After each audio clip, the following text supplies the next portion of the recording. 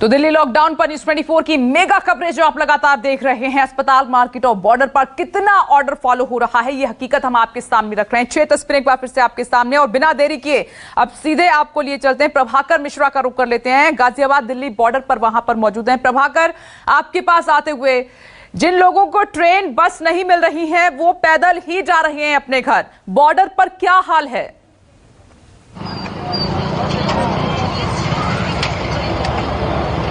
पहले एक बात समझने की है कि मैं हूं यहां पर कौशाम्बी बॉर्डर है जो गाजियाबाद और दिल्ली का बॉर्डर है। आप यहां देखेंगे कि दिल्ली में लॉकडाउन के बाद से जो लोग दिल्ली में यातायात जाने वाली है, जो दिल्ली लोग जाने वाले हैं, उनकी संख्या कम है। और जो गाड़ियां हैं जिसमें जो लोग जाने वाले हैं उनका आई कार्ड चेक किया जा रहा है। बेसिकली जो लॉकडाउन का आदेश था कि उसमें आवश्यक सर्विसेज हैं, चाहे सरकारी और दफ्तर के लोग काम करने वाले हैं, उन्हें छूट मिली हुई है। तो यहाँ पर जो दिल्ली पुलिस के लोग हैं वो केवल ये इंश्योर करना चाहते हैं कि उनके पास आई कार्ड है क्या, और इस तरह से ये गाड़ियां जा रही हैं। लेकिन एक सकारात्मक पहलू ये है कि ये वो जगह है जहां पर अमूमन बहुत ट्रैफिक रहता है, बहुत भीड़ रहती है।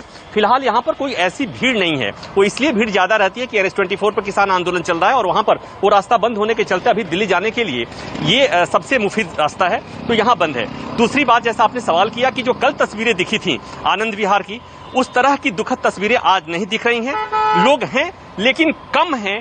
लोग अपने घरों से झोला और अपना बैग लेकर निकले हैं लेकिन कम हैं। हालांकि अमूमन इस जगह पर जहां पर मैं खड़ा हूं, अमूमन इस जगह पर इस तरह की तस्वीरें होती हैं। तो इसमें आज जो चीजें दिख रही हैं वो कोई अनयूजुअल चीज नहीं है, रूटीन चीजें दिख रही हैं। और एक बात और जरूर है कि मेरे दाहिने तरफ यहाँ पर प्राइवेट एक बस अड्डा है जहां पर लग्जरी बसें निकलती हैं यूपी के बाकी जगहों पर और बिहार जाने वाली। तो वहां पर लोग जरूर वहां पर उनकी भीड़ है।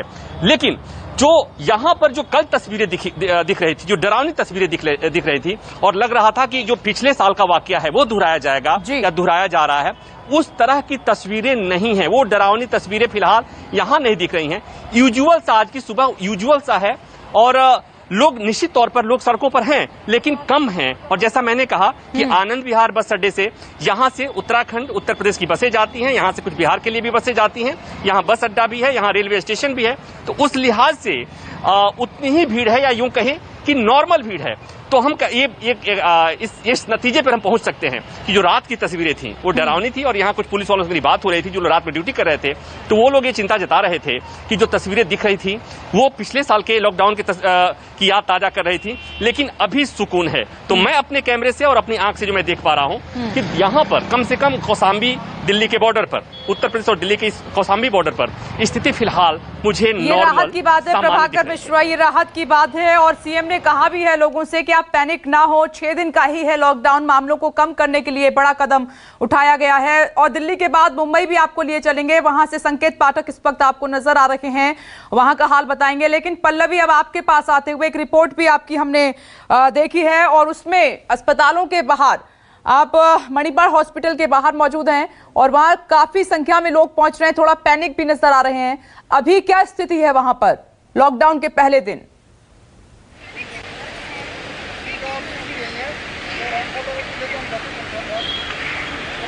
देखिए विपनेश, अस्पतालों की बात की जाए तो अस्पतालों में मरीजों का आना अभी तक जारी है। लगातार 5 से 7 मिनट में एक एम्बुलेंस यहां पर पहुंच रही है। लोग वेट कर रहे हैं अस्पताल के बाहर कि उनको बेड मिल जाए। लेकिन जिस तरीके की स्थिति इस वक्त बनी हुई है कि दिल्ली में बेड्स अवेलेबल नहीं हैं। बेशक ये दिख रहा है कि कई अस्पतालों में बेड अवेलेबल है, ऐप में आप देख पा रहे हैं, लेकिन अस्पताल में बेड्स नहीं है और ऑक्सीजन भी बहुत मुश्किल से मिल रहा है। और मुख्यमंत्री ने खुद ही ये कहा कि ऑक्सीजन की कमी है, बेड्स की कमी है और केंद्र सरकार से उन्होंने मांग भी की है। तो अस्पताल के बाहर बहुत हृदय विदारक मैं कह सकती हूँ कि तस्वीरें मैं लगातार देख रही हूँ। लोग यहाँ रोते बिलखते आ रहे हैं, लोगों को बेड नहीं मिल रहा है, फिर यहाँ से दूसरी जगह निकल जा रहे हैं। तो बहुत सिचुएशन खराब है। बेशक जो आंकड़े कल पिछले 24 घंटे को देखे तो उसमें 23,000 कुछ मामले रिकॉर्ड हुए हैं, लेकिन 240 लोग जो हैं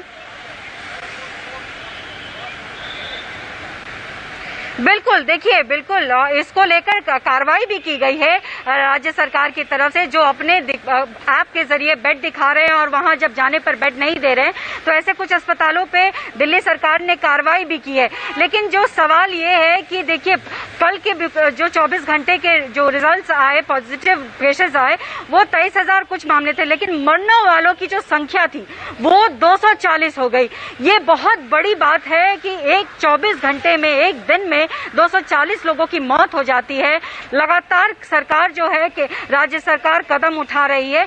ऐसे में ये बहुत जरूरी है कि लोग जो पलायन कर रहे हैं या जो सड़क पर निकल रहे हैं वो अपने बारे में सोचें, क्योंकि अगर वो अपने बारे में नहीं सोचेंगे तो फिर बहुत मुश्किल हो जाएगा कोरोना का बचाना। बिल्कुल पल्लवी, आप यहाँ पर ये सही कह रही हैं, जब भी आप जुड़ती हैं इस बात का जरूर जिक्र कर रही हैं कि इस बारे में जरूर सोचना होगा। पल्लवी, मैं लौटती हूँ विनय सिंह, मेट्रो का क्या हाल है?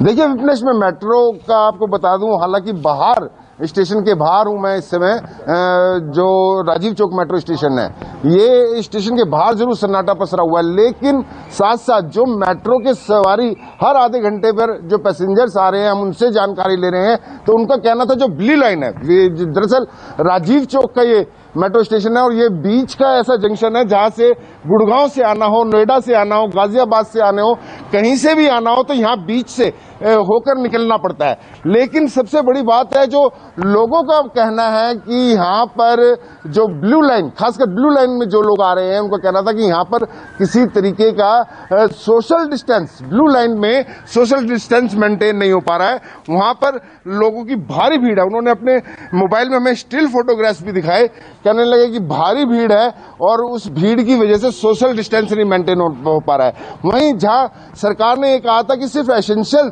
जरूरत वाले लोग ही जा पाएंगे मेट्रो में, हर एक किसी का आई कार्ड चेक करके एंट्री की दी जाएगी, तो वहां पर आई कार्ड के नाम पर भी ये बताया जा रहा है कि आई कार्ड नहीं देखे जा रहा, किसी का भी आई कार्ड नहीं देखा जा रहा और वो वहीं पर बगैर आई कार्ड दिखाए अंदर आ रहे हैं। तो इस हिसाब से वहां पर हर आधे घंटे में जरूर चल रहा है ट्रेन जो है, चल रही है, वो भी सुबह 8 से 10 और शाम 5 से 7 बजे आधे घंटे की फ्रीक्वेंसी है पीक आवर में, लेकिन एक घंटे में जो जनरली टाइम है वो 1 घंटे की फ्रीक्वेंसी है।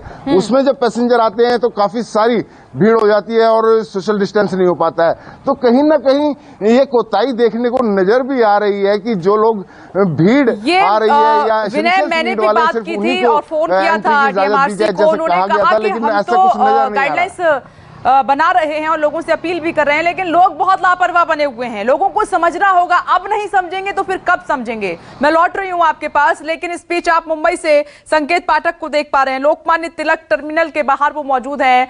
और संकेत, इतनी पैनिक सिचुएशन क्यों है? कुछ दिनों का ही तो लॉकडाउन है और सरकार ने कुछ व्यवस्थाएं भी की हैं, उसका कोई असर नहीं क्या?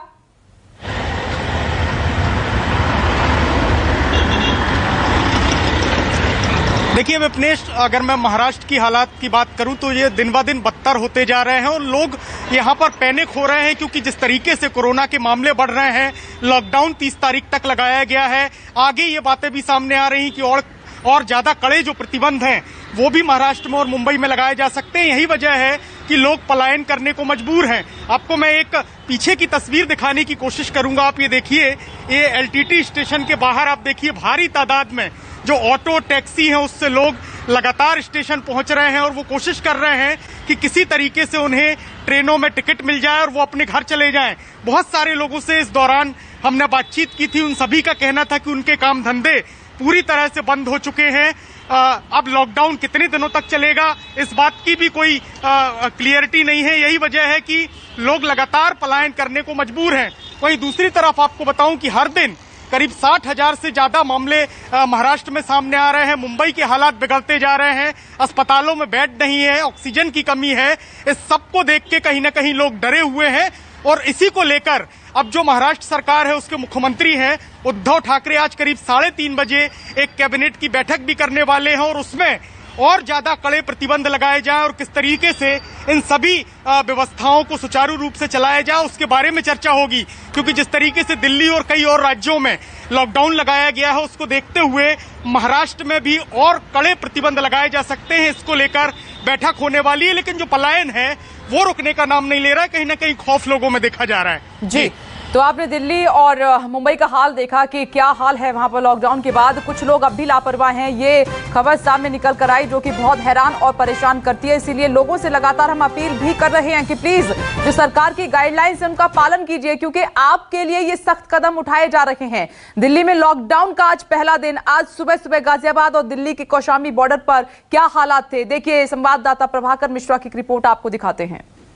दिल्ली में लॉकडाउन का असर जो है वो गाजियाबाद और दिल्ली के बॉर्डर पर दिख रहा है। ये है कौशाम्बी का वो जगह जो दिल्ली और गाजियाबाद का बॉर्डर है। सामान्यतया ये जगह जो होती है यहाँ पर बहुत भारी भीड़ होती है। आपको पता है किसान आंदोलन होने के चलते जो उत्तर प्रदेश से दिल्ली जाने वाली सड़क है, हाईवे है, वो बंद है और इसके चलते यहाँ पर 10-10 मिनट 20-20 मिनट की कतारें होती थी, गाड़ियों की लाइन लगी होती थी। लेकिन आप देखेंगे कि यहाँ पर एकदम खाली खाली सा है। बहुत जो ज़रूरी सेवा वाले लोग हैं, जैसा कि दिल्ली लॉकडाउन में प्रावधान किया गया है कि अति आवश्यक सेवाओं वाले लोग ही दिल्ली में जा सकेंगे, तो वही लोग यहाँ पर आपको जाते हुए दिख जाएंगे। और इसको इस लिहाज से भी समझना होगा कि चूंकि दिल्ली में जो लोग काम करने वाले होते हैं अमूमन वो दिल्ली एनसीआर में रहते हैं, जिसमें से नोएडा और गाजियाबाद में लोग रहते हैं। और ये जैसे जो इलाका है इधर मेरे इस साइड में, ये है वैशाली, वसुंधरा, इंदिरापुरम और गाजियाबाद का और तमाम इलाके। तो ये जो लोग यहाँ रहते हैं वो दिल्ली में ही काम करने जाते हैं। तो यहाँ का अभी के हालात आप जो देख पा रहे होंगे, तो इसका असर आप समझ पाएंगे कि दिल्ली में जो लॉकडाउन लगाया गया, कहीं ना कहीं एक तरह से सरकार की कोशिश थी कि लोगों में एक साइकोलॉजिकल इफेक्ट भी आए। इसलिए कि आपने देखा कि जैसे ही सरकार अगंभीर होती है, लोग भी अगंभीर हो जाते हैं। लेकिन कल के फैसले के बाद से लोगों में थोड़ी सी जागरूकता आई है, पहली बात। ये तो दूसरा पहलू, एक पहलू हो गया। और दूसरा पहलू मैं बताऊं कि ये वो इलाका है आनंद विहार बस अड्डा, Anand Vihar metro station, Anand Vihar railway station. तो रात की तस्वीरें यहाँ पर बहुत डरावनी थी, इसलिए कि लोग सड़कों पे आ गए थे और यहाँ भारी भीड़ थी। फिलहाल मुझे यहाँ पर स्थिति एकदम सामान्य सी होती हुई दिख रही है। और ये जो कौशाम्बी बॉर्डर है वहाँ पर भी स्थिति सामान्य है। और यहाँ पर एक एक करके आप देखेंगे गाड़ियों को जो कोरोना के प्रोटोकॉल हैं उसके हिसाब से मास्क चेक किया जा रहा है। और इस तरह से जो अति आवश्यक सेवा वाले लोग हैं उन्हें दिल्ली में प्रवेश करने दिया जा रहा है। कैमरामैन विंटर सिंह के साथ प्रभाकर मिश्रा, न्यूज़ 24 गाजियाबाद। और आपने देखा दिल्ली गाजियाबाद बॉर्डर की ये रिपोर्ट और वहां के हालात हमने आपको दिखाए। लेकिन न्यूज़ 24 की लॉकडाउन पर मेगा कवरेज लगातार जारी है। नमस्कार, मैं हूं मानक गुप्ता। अगर आपको हमारा ये वीडियो पसंद आया हो तो इसे लाइक और शेयर जरूर करें। और हां, हमें सब्सक्राइब और फॉलो करना ना भूलें, ताकि आप देश और दुनिया की कोई खबर मिस ना करें। तो जुड़े रहिए हमारे साथ और देखते रहिए न्यूज़ 24।